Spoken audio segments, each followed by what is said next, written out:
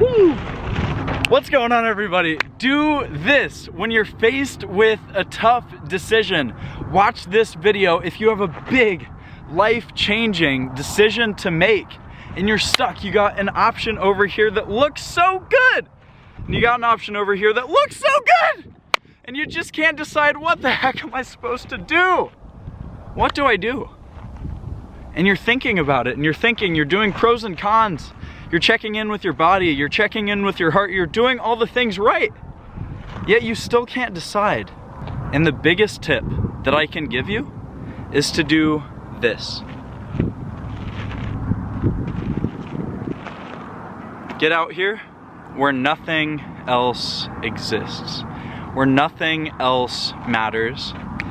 Sit in silence and just listen.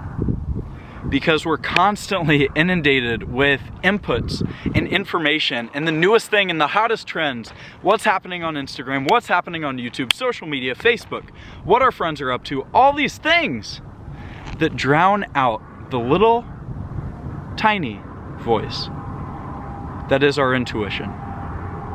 And so often that goes unheard because we don't set the space for that to show up.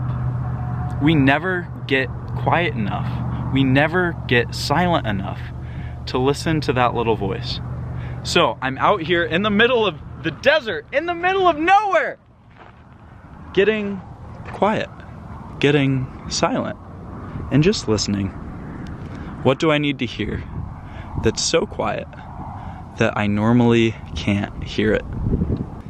So if you're faced with a decision, a massive decision, and you just can't choose, you just can't decide what the heck is right, then I encourage you to do that. It doesn't need to be in the middle of the desert, in the middle of nowhere, but I urge you to disconnect, to go somewhere silent and just listen. What do I need to hear? Because it's gonna show up.